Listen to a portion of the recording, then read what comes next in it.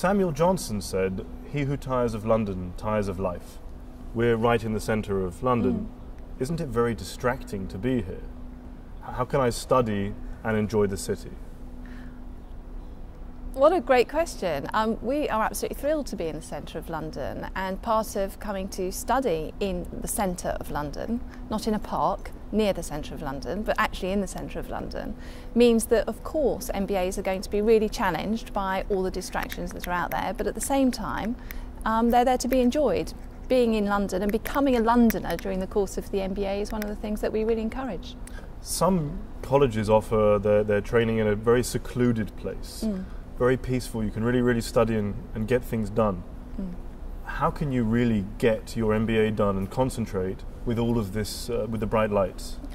Well, I don't know how many organisations operate on a similar principle, that taking away their talent and putting them into a sort of a quiet zone in order to get the best out of them. I mean, corporations expect people to be able to cope with stimulus and pace and the excitement and distractions and still be able to deliver results. So from our point of view, there's no better place to study than right in the thick of it. And there are 5 or 6 other MBA programs in London. They're in different spots in London, but why would I come to this particular location in London? Okay, well, we are very proud to be right in the middle of both the City of London and also the new economy, which is becoming established on our other doorstep. What is that new economy? Well, our government called it the Silicon Roundabout. I mean, Silicon Roundabout is not quite the same as a Silicon Valley. It sounds like an operation. Right on the other side of our location, we have we have the Google campus and we have Tech City, and those are areas where entrepreneurs are gathering, where new business models are being forged, and we have that on one side, ideas, and on the other side we have money. So we're kind of right in the middle of a very exciting dynamic. Does Tech City really exist yet, or is it an idea? Oh, it really exists, and we're quite involved with it in that our MBAs get to go to Tech City, and we have a big entrepreneurial focus, you see, here at CASS, and that creates the opportunity for entrepreneurs a lot of entrepreneurs want to access business skills. And I think in the past, a lot of entrepreneurs have been almost frightened of MBAs, the idea that MBAs are money people that come in and tell other people what to do. But many MBAs are business people, and certainly that's what we teach here at CASS, and business people like new ideas.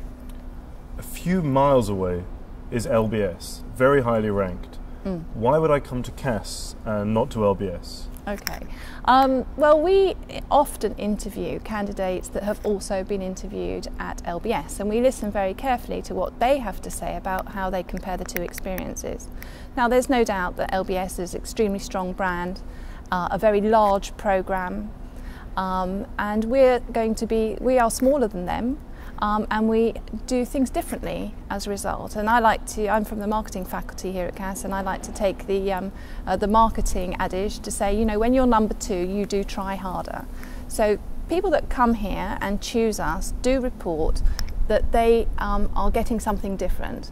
Our programs are smaller. That means that the MBAs interact much more closely with the faculty that are in and out of this building all day long. They get to know the faculty in a much more, they get much closer to the faculty, shall we say, and get the benefit of faculty input into their work. You try harder. Do you do as well? We do as well in the things that are important to our students. So, for example, I know many students would look at Financial Times rankings, for example, to make comparisons between programs. One of the dimensions in which we do extremely well, and we're very proud of, is in career progression. So that's taking the view that MBAs are looking not necessarily for an instant return on their MBA, but for a set of opportunities that are going to last much longer than the immediate first job out of their MBA programme. And the results from the MBA Financial Times rankings say that we are better than LBS in providing people with the tools and opportunities that are going to allow them to really progress. A skeptic might say about career progression that you could skew the ranking by having a lower benchmark at the beginning. If someone comes in lower, then the progression that they experience is only relative to where they started. So maybe LBS students just start from a higher benchmark? I don't really understand what career progression means. Okay, so career progression is an item reported by candidates in which they evaluate whether they feel that they have achieved their career goals effectively. That's what the students are reporting on. So, okay, you could say if it's all about earnings, then the great strategy for our business school program is to recruit students on low salaries and try to place them in positions, or encourage them to go into positions in a location like this, the City of London. We find it we're not going to be able to do that, because actually many of the students that come to study here are already from the City of London and are starting therefore on relatively higher salaries than they might otherwise have, that we might otherwise sort of be able to select on, shall we say, if that was our game. Are CASS full-time MBA students older? They've had typically 9 years of experience. No. 7 years? No, we look for at least 3 years. The average age of our MBA students on the full-time programme at the moment is 29. That's pretty old. Well, compared with some programmes that might be considered old, but it is younger than obviously our executive programme, where the age is 34. And we do, at certain points in the programme, encourage all the MBA cohorts to mix. There's a claim on the website that the world is getting tougher. Mm-hmm. No, it's not. It's lovely. What does it mean that the world is getting tougher, and why does that matter to my application? The world is getting tougher. Well, I would say that for individual, I don't agree with you that the world isn't getting tougher. I think that competition is extremely fierce. I think that many corporations are expecting people to be educated to a higher standard and for longer. And there are also many sort of corporate careers are in fact getting shorter, in that people leave early and embark on second careers or even third careers in some cases. Now, an MBA education is and certainly an MBA education here at CASS, where we focus very much on professional development and on a practical application of skills that people acquire.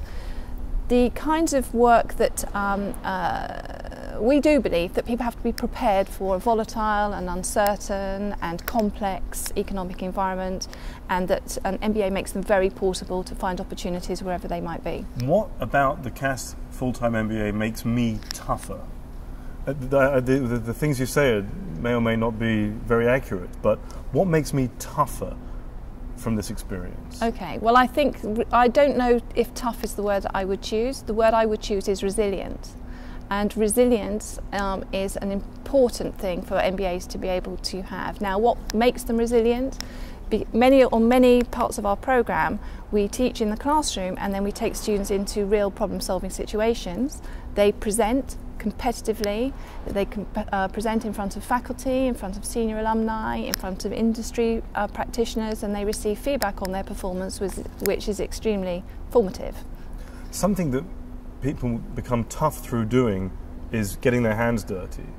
When do I get my hands dirty on this program? Okay, so with the full-time program, we have 4 components to our core program, and at the end of each of those components we have a week which is called our integration week, and at the beginning of that week all the students receive a challenge in groups. They then have to deliver on that challenge within a very finite period of time, again in this very testing, evaluative environment that we organise for them within the school. It sounds like The Apprentice, actually. From the website, there's a film challenge, there's a consulting project.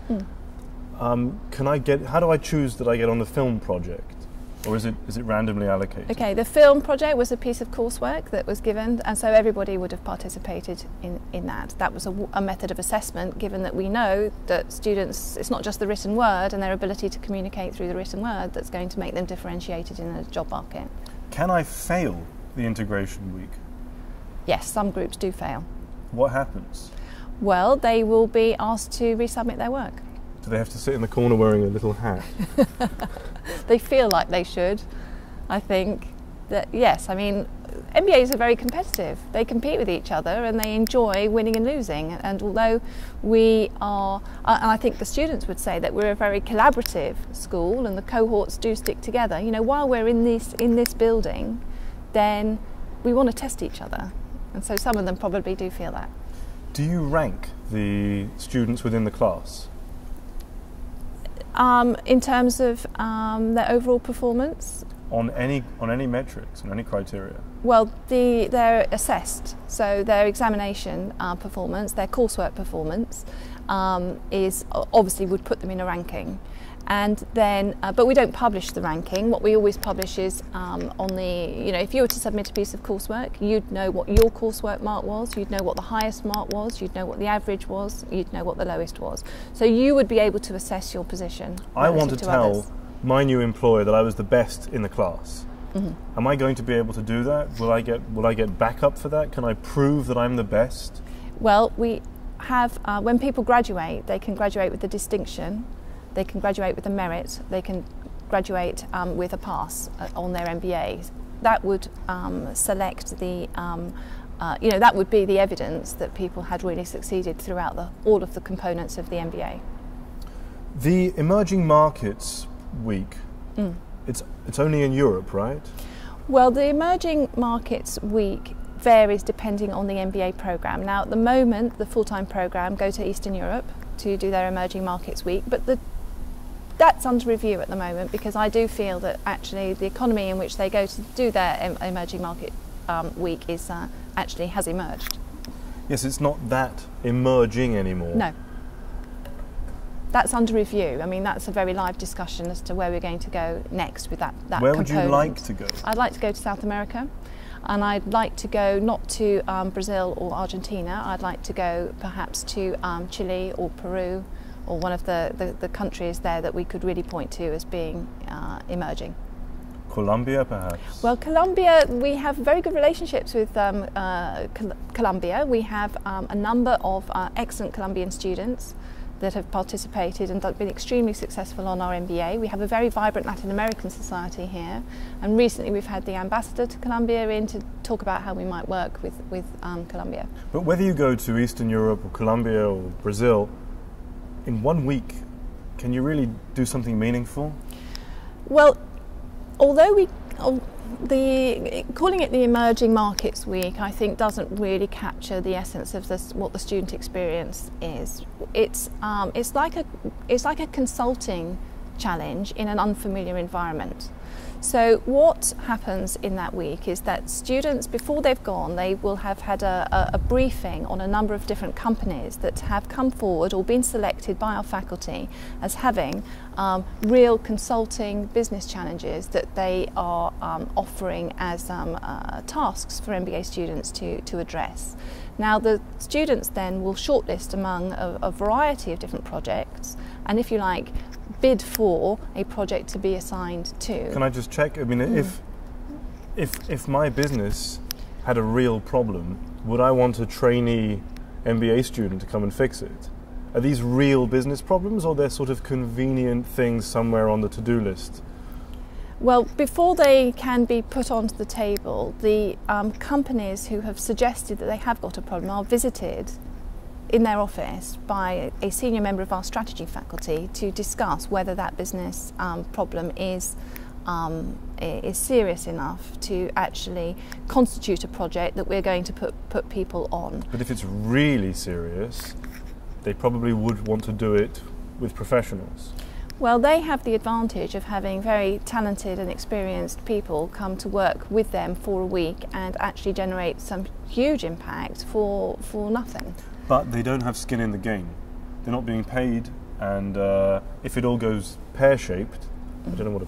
If it all goes pear-shaped, the MBA students aren't really accountable for it. If it's a real problem, I imagine you want to be able to blame somebody if it goes wrong. Well, the fact is that many of the companies that we work with come back year in, year out, and that is, I think, demonstrates that they feel they're getting value from the process. Can you give an example of one of these repeat relationships? Okay, so there's a company called MCX which is a Polish group, and they have a diverse portfolio of projects, and we have worked with them over several years. And what sort are they? Problems in accounting or finance? Are they problems in Well, there have been a variety of different problems, but the thing that they have in common, shall we say, is that most of their challenges are to do with growth and achieving superior revenue streams and business performance issues. So they are making more money as a result? I believe they are. But they're growing. They're growing and diversifying. But you don't get any of it? Unfortunately not, no. What's the Business Mastery Program? Well, the Business Mastery Project is if you like, it's a bit like a dissertation, and it happens at the end of the course. Although some students will start it earlier, depending on what on their level of motivation and indeed on time, because the one-year program is extremely tough time-wise. But I always encourage the students to look on this dissertation, which is an academic requirement to complete the course, quite strategically. Is it an opportunity for people to build a network in a new sector in which they're particularly interested?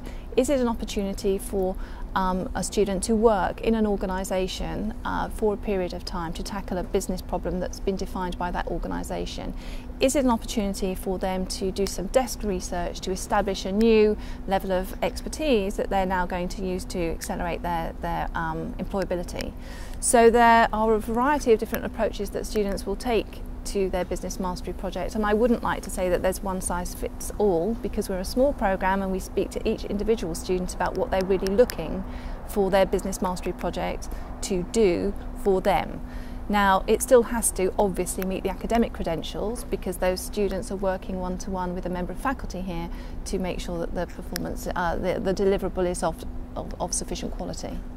Does it ever happen that the academic quality maybe isn't quite there, but the application to the mastery project is so good that the candidate gets a job anyway? Oh, well, that would be an idea. The ideal outcome is that students who want to use their business mastery projects to get jobs do so. However, it's not a business project, it's an academic piece of work, and it is always evaluated as such. Now, in practical terms, what that means is sometimes students submit the academic component that they've worked with on with their supervisor as part of the completion, and running alongside that there are additional projects or additional components that are actually part of the work they're delivering, if you like, for their client. But ideally what we want to be able to do is to, of course, ensure the students get what they have set as their objective out of the project, as well as testing them to make sure that they can put their MBA knowledge to work and demonstrate they can solve a problem to a high standard. Does academic really mean anything in a business school? If the objective is to get a job, I'm repeating myself, but the objective is to get a job. I'm coming to school because I want to get a better job when I leave. Do I really care about getting a pass, a merit or a distinction? Do I care about being academically brilliant? Or do I care about the job? I think you'd have to ask the students that, because the fact is that what we see are students who really do enjoy acquiring the knowledge that they feel is not just about the next job they get. It's the knowledge that's going to allow them to be extremely successful in a variety of jobs that they may not even have anticipated yet. So the academic component is clearly part of that, because it demonstrates that people really do have the depth knowledge to be able to respond to unknown circumstances. There's a project in Vegas. Is that academic? That is, that's one of my electives. That's my elective, and we call it the Strategic Marketing Elective, because Las Vegas has over nearly 40 million visitors a year, many of whom are repeat visitors, and they have some of the largest resorts in the world competing aggressively for every dollar that those visitors bring to them. Las Vegas is also changing in that most of the dollars that are now spent in Las Vegas are not done so on the gaming table. So it's not about gambling, it's about hospitality, service, and competitive advantage, where you have sort of hugely huge resorts who are constantly innovating. Now, what we do on that elective is that we go behind the scenes. We go into the offices of the Chief Marketing Officer, we go in and we meet the people who run, for example, the loyalty programs or the property programs or the real estate, the marketing programs, and we talk to them about how they are competing in this very vibrant and vigorous part of the world that I think the students would say to you, gosh, they were surprised at how much they learned during that program. But it is a popular one. It's in Las Vegas. Can you do an Elvis impersonation? Can I? I wouldn't like to try, no, but I did get married myself by Elvis the last time I was in Vegas. You got married in Vegas last time you were there? Mm. Were you planning to do that, or you just did it? I married the man that I have been with for quite some years, and it was a surprise at the end of the course that he'd arranged for me. And some of the students came. Yeah, some of the students came. So I have them on film as my witnesses at my Vegas wedding. So that was the real reason for the trip? No, I wouldn't like to say it was. It was a happy outcome. It was a happy ending. Can business schools credibly be involved in education? A business school is a for-profit enterprise. It's a business. Can we really trust business schools with something as delicate as education?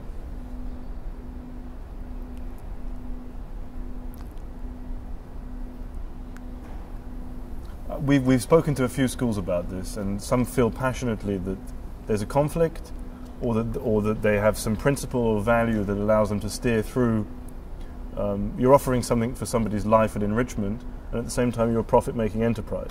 Well, we're a university, and as such, we are, in the public domain, where we're not about generating superior profits. But it does cost a lot of money. We're not the London Business School. But it does cost a lot of money to do the course. Yes, it does. It's privately funded, even if it's publicly backed. So ask me again. How can you retain educational principles when you have to operate as a business and keep bringing in candidates every year and farming them out to employers? How do you retain an educational identity when you have the pressure to make profit?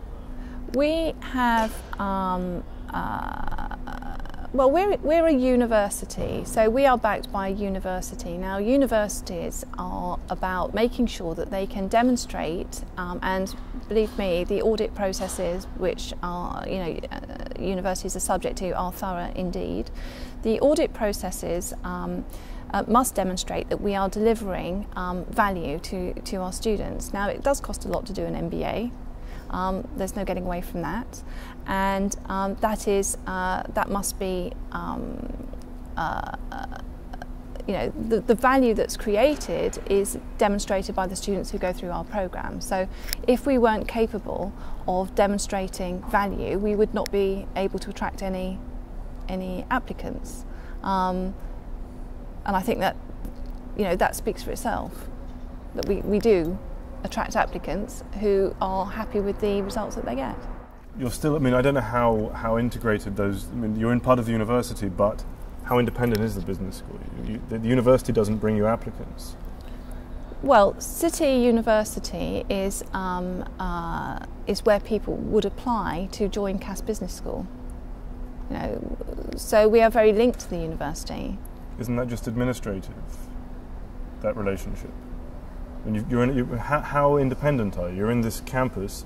Who administrates the campus? City University or CASS Business School? Well, we have a dean who is the dean of CASS Business School, but City University has many schools. So we also have a school of arts. We also have a school of engineering. We also have a school of health science. So among the the management process of City University, there are a number of deans that work within the context of the senior executive group that report to our Vice Chancellor. So City University looks across its portfolio of schools, and because it's a university, it's a different structure from some of our neighbours. I'm just wondering if there's anything in that for the applicant. If I go to LBS, it's a completely secluded, privately managed operation. is there something tangible, something meaningful that for comes me from that? being in a university? Yes, well, I think that there are things. I mean, for example, the way in which it might impact our MBA experience, for example, is that we have an incubator, the City University incubator, because we have a lot of, in the School of Informatics, for example, we have a lot of expert digital people who are involved in Tech City. Okay, so that means that we have people within the university structure who have the depth of expertise beyond the business level, because they've come from another school, that are working in a very hands-on way to develop new ideas. Now, what the advantage for an MBA is that an MBA can then work with that group to actually be closer to how products and services might be being developed. Are there specific courses, electives that let me do that? Well, we have an entrepreneurial group here within CASS, and they run an elective, a summer school, which is about trying to get people's entrepreneurial ideas off the page into, they pitch in front of, that probably is a bit more like Dragon's Den rather than The Apprentice. Is that City Sparks? City Sparks, there's London City Incubator is another one. But aside, you see, at CASS, aside from the academic courses, there are lots of other projects and opportunities that come along. So it's not all about what the electives might be. There are other projects that MBAs will get involved in, and probably, City Sparks is one of those. That's not the course, that's the opportunities that come about from being in a big institution like a university. How tailor-made is my MBA? How much is dictated and mandatory, and how much flexibility do I have? Okay, so there is a core program that everybody will go through on the full-time program. That lasts about 6 months, and thereafter students can then choose among a range of electives in order to pursue particular interests that they might have. Is the first 6 months then very standardised? Yes, that's the core program that everybody goes through at pace together. And for somebody who's worked for 6-7 years, is it always easy to make that transition to 6 months of classroom-based learning? We take 3 weeks to induct students when they join here, because there is an adjustment that they have to make, and it is an adjustment to do with working in groups, very international groups, cross-cultural groups. It is an adjustment into subjects which they may not have looked at for a long time, quantitative methods, statistics, that sort of thing, that many students, despite having fantastic careers prior to coming to business school, may not have gone into depth in some of the tools and techniques that they're going to be taught. So in our induction program, we're working hard to get people up to a point where they are ready to get into the classroom. And then the pace hots up and off they go.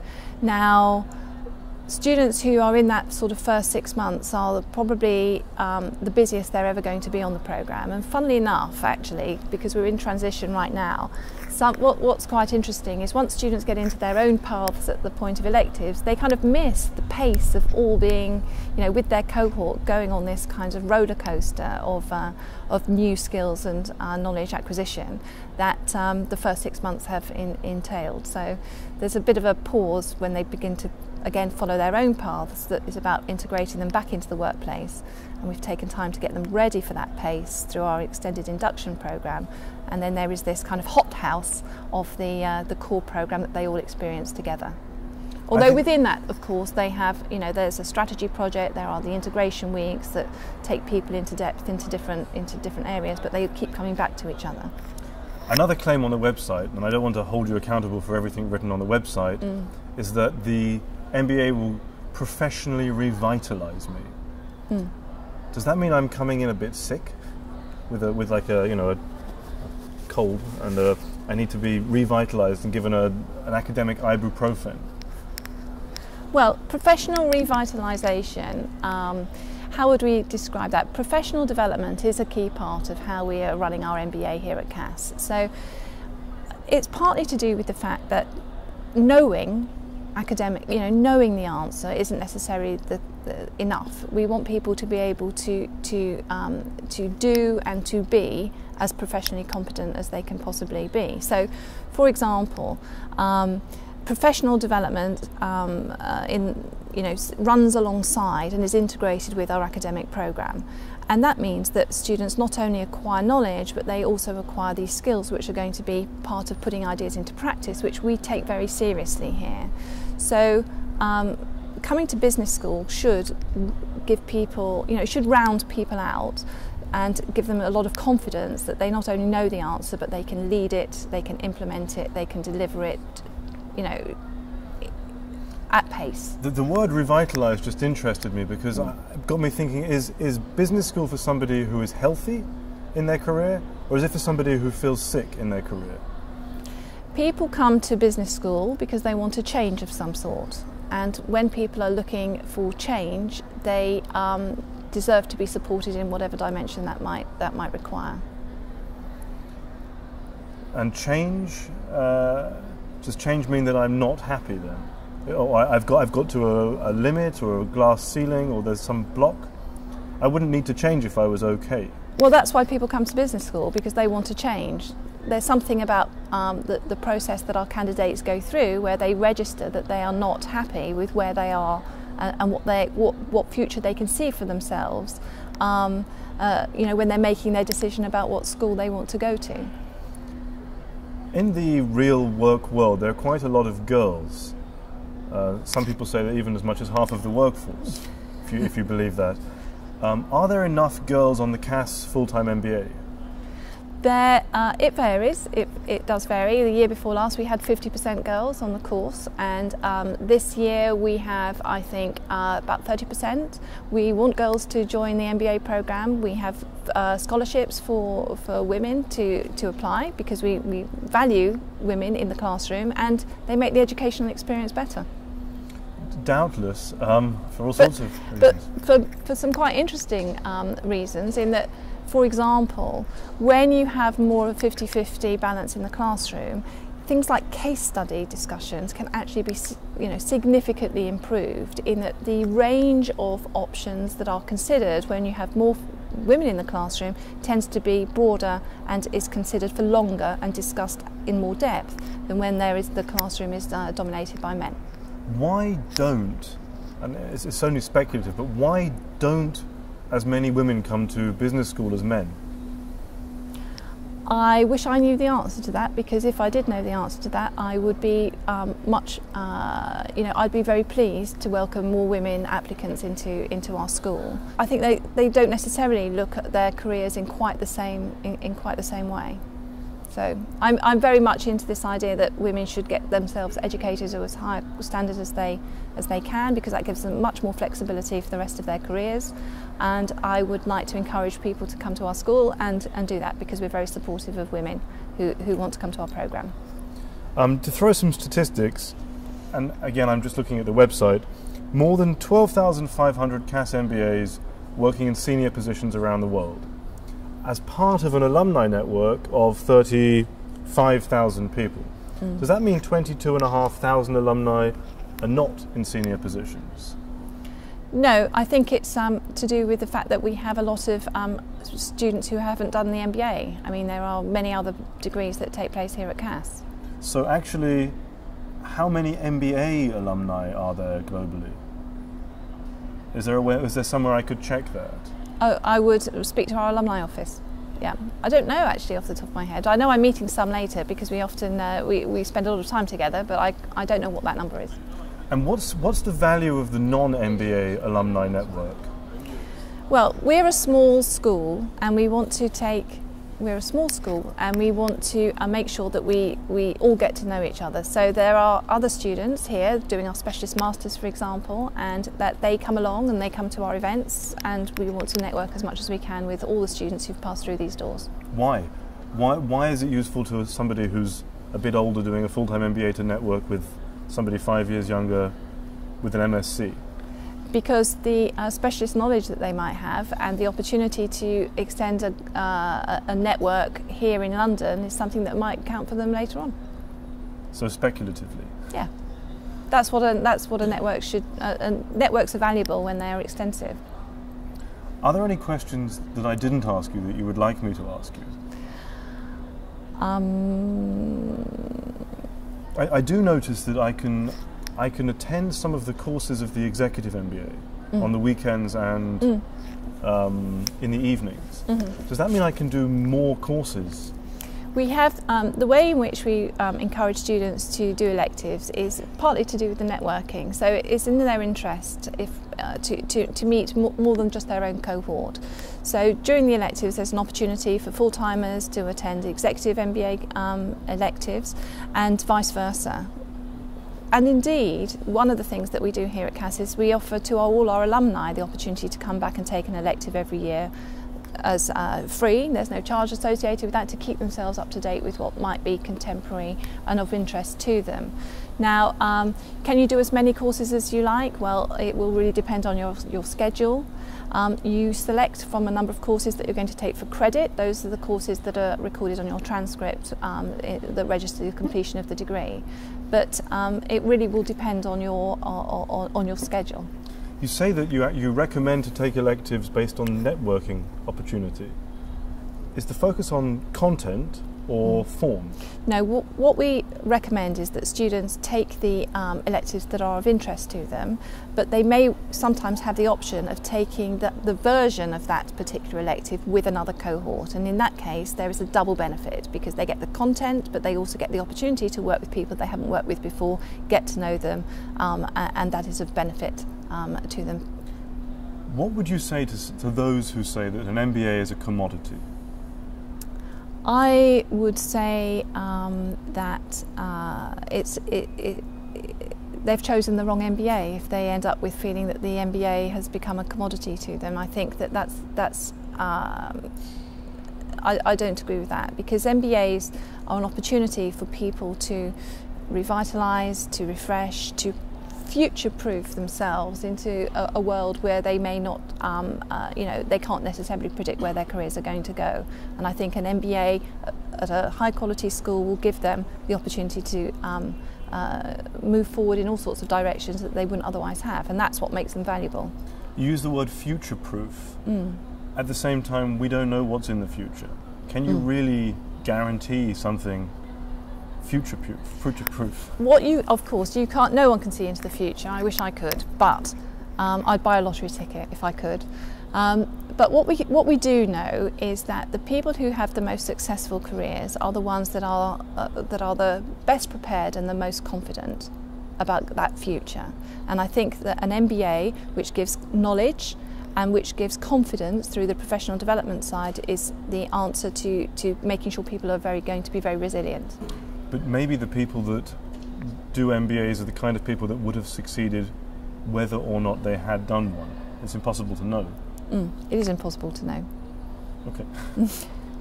The strategy project, which I didn't really mention. The strategy project is quite a good project. Perhaps we should talk a bit about that. Yeah. I'll tell you why it's good, in that we have very strong strategy faculty here at CASS. Why is it bad, I wonder? If you tell me why it's good, I should also know why it's bad. Okay, why do students sometimes complain about having to do the strategy project? Well, the reason why they like it is because they get to work with our strategy faculty, who are extremely highly rated here at this school.